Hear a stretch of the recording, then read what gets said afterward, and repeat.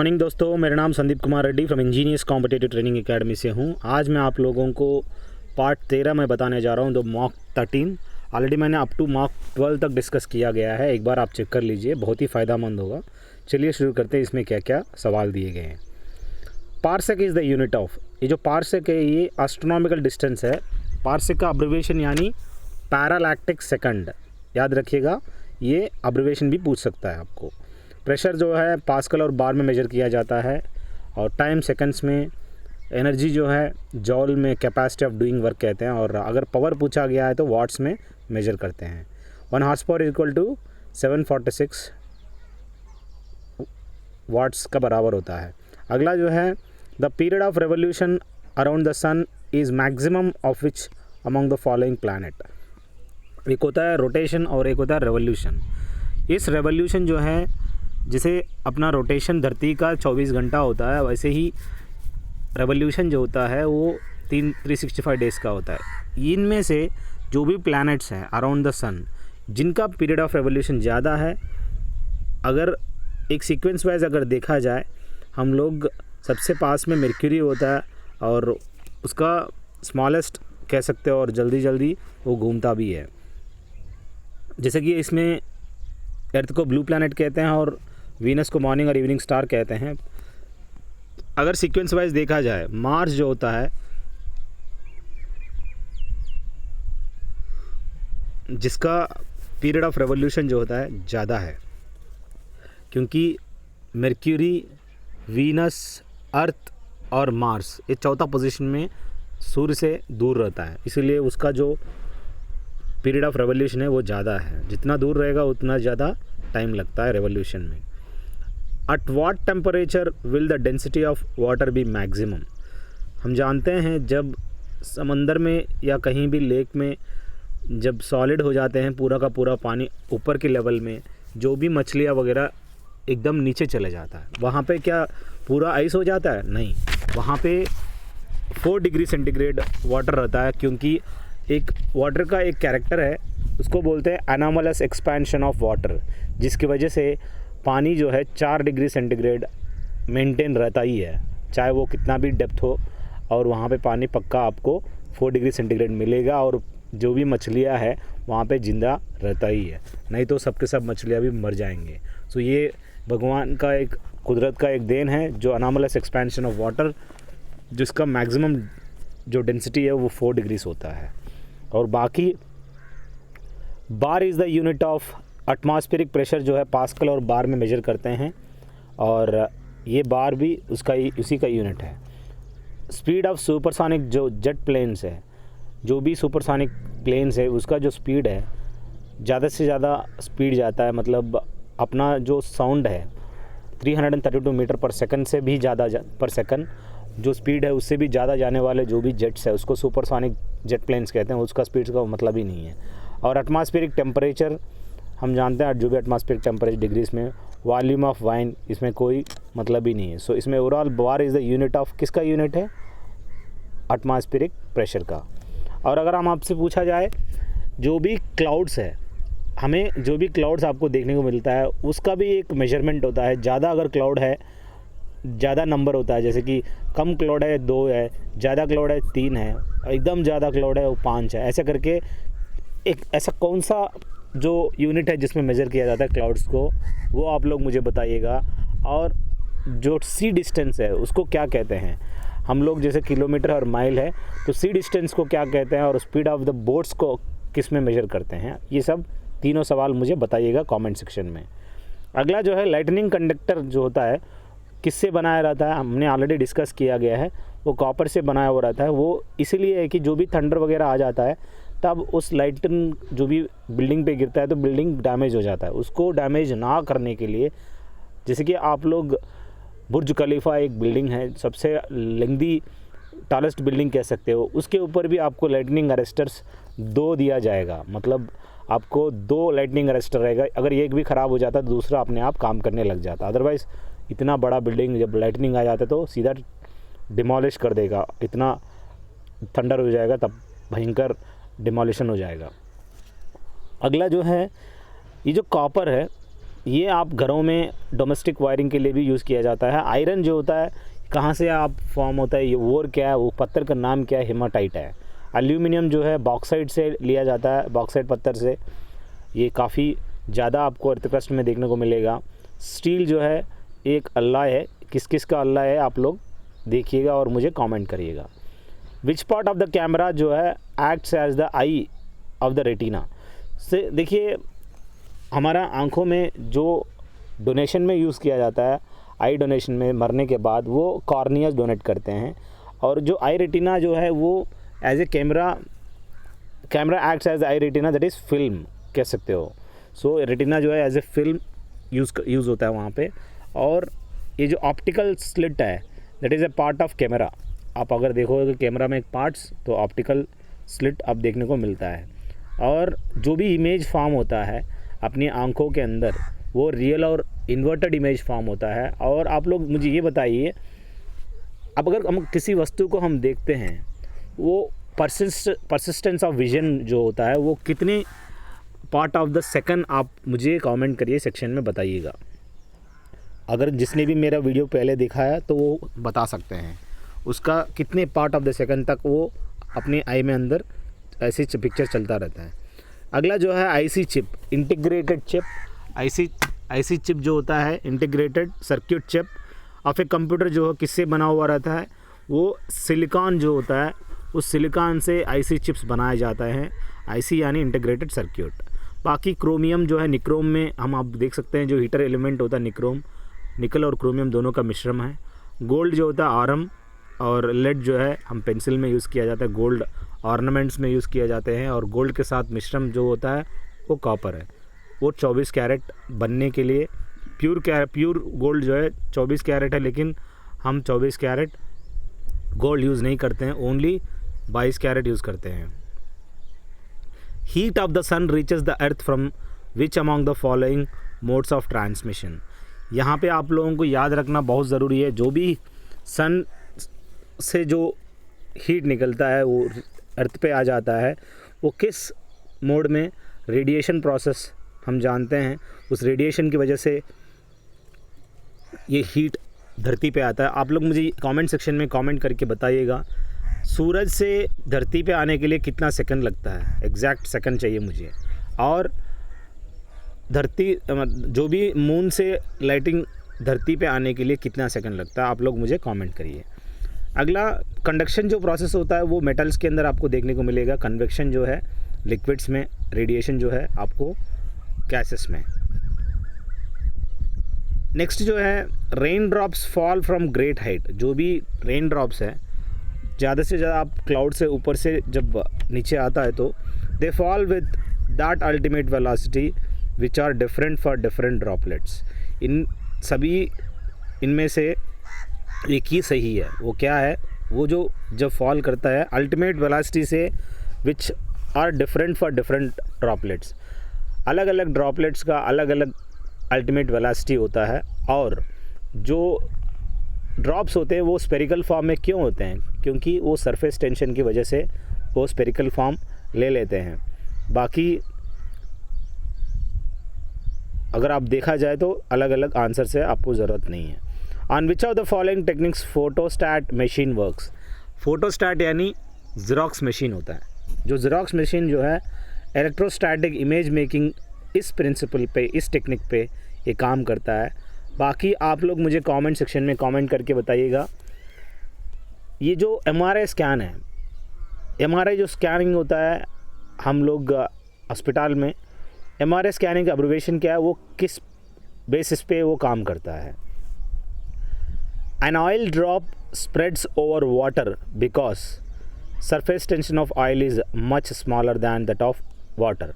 हम जानते हैं जो भी ऑयल है, केरोसिन हो गया, अगर हम पानी में डालेंगे तो क्या होगा, सरफेस टेंशन उस पानी के जो है घट जाता है और ऑटोमेटिकली क्या होगा, जो भी मच्छर है उसके ऊपर अंडे दिया या बैठ जाते हैं वो इजीली डूब जाता है, क्योंकि उसके ऊपर एक लेयर बन जाता है। और कलर आप देख सकते हो जब केरोसिन डालेंगे तो। और क्या है, इसका ऑयल जो है लाइटर दैन वाटर है और फ्लोट करता है। और इनमें क्या है, इसका विस्कोसिटी आप अगर देखा जाए, विस्कोसिटी क्या होता है, हनी का विस्कोसिटी बहुत ही ज़्यादा होता है। जैसे कि विस्कस लिक्विड्स जो होते हैं बहुत ही गाढ़ा होता है हनी, और अगर देखा जाए मर्क्यूरी उसका बहुत ही स्लिपरी होता है। सो विस्कसिटी मैक्सिमम आप हनी वगैरह में देख सकते हैं। और ये सब चीज़ें आप लोगों को याद रखना चाहिए। अगर हम पानी का टेम्परेचर बढ़ा दिया जाए तो उसका सरफेस टेंशन क्या होगा, अपने आप बढ़ेगा। अगला, what is the minimum escape velocity of the rocket to be launched into space. धरती से ऊपर भेजने के लिए कोई भी सैटेलाइट हो, रॉकेट हो, उसका जो स्पीड कितना मिनिमम होनी चाहिए पता है आप लोगों को, उसको कहते हैं escape velocity of the earth. Minimum आपको 11.2 किलोमीटर पर सेकंड होना ही चाहिए, अगर नहीं है तो उड़ेगा नहीं।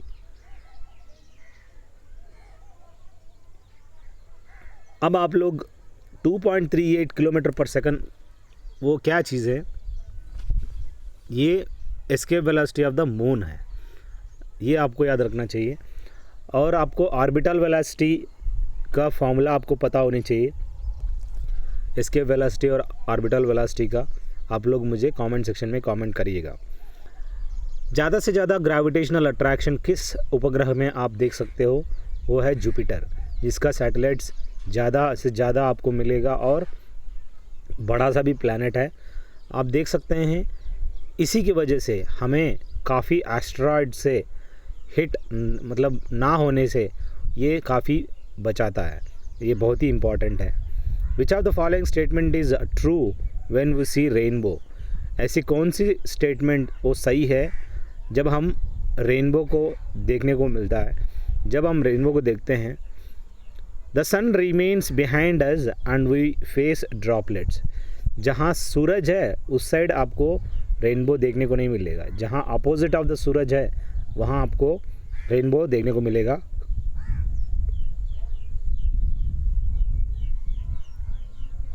और अपर और लोअर कलर्स आपको बताना ज़रूरी है, कौन सी अपर कलर देखने को मिलता है और लोअर कलर देखने को मिलता है, आप लोग कमेंट सेक्शन में कमेंट करिएगा।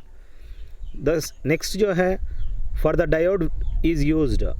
डायोड क्यों यूज़ किया जाता है? डायोड जो है एम्पलीफिकेशन के लिए यूज़ किया जाता है। बाकी रेक्टिफायर जो है रेक्टिफिकेशन के लिए, rectification that is alternate current to direct current convert करने के लिए रेक्टिफायर यूज़ किया जाता है। Who among the following developed the technology of underground nuclear explosion? हम जानते हैं पोखरण जो राजस्थान में उपस्थित है, सबसे पहला इस पोखरण में कौन सी साल में न्यूक्लियर टेस्ट किया गया है, कमेंट करिए। और फादर ऑफ न्यूक्लियर साइंस इन्हीं को कहते हैं डॉक्टर होमी जहांगीर बाबा। बाकी डॉक्टर राजा राम मोहन राय ब्रह्म समाज कह सकते हो। Vikram Sarabhai father of space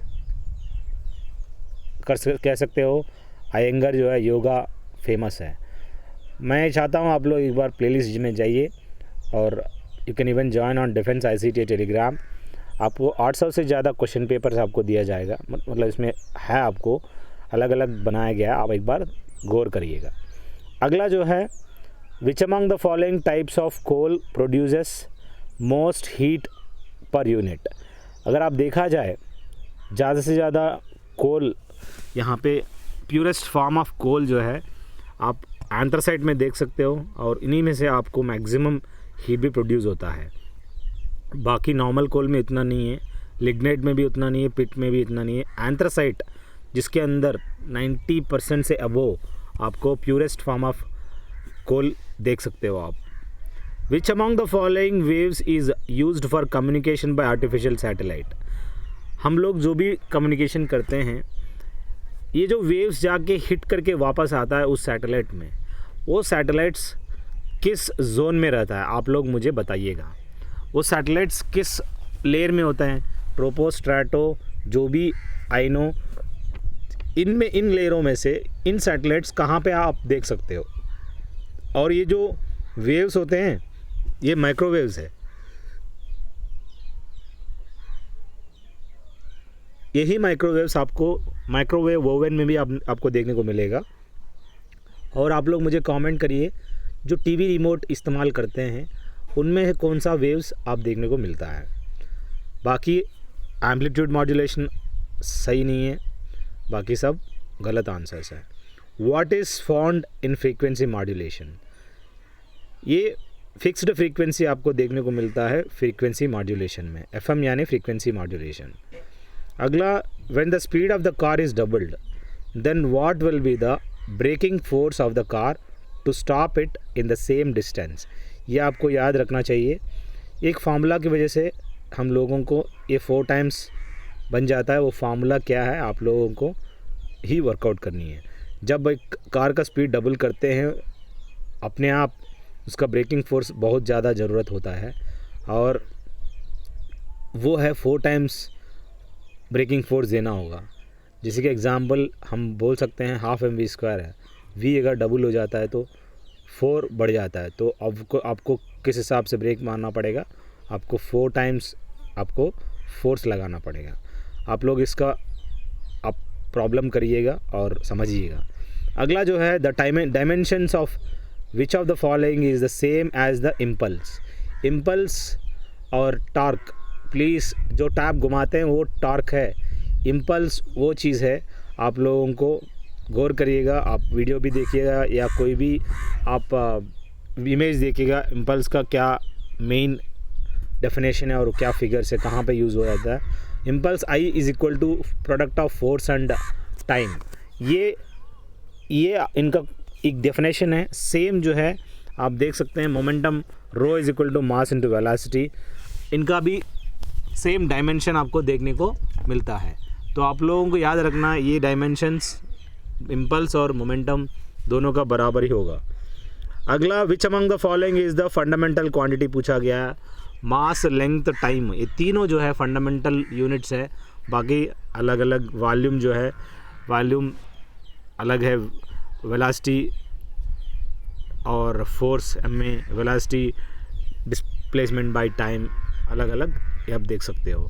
if the diameter of a capillary is doubled then the rise of water it will B.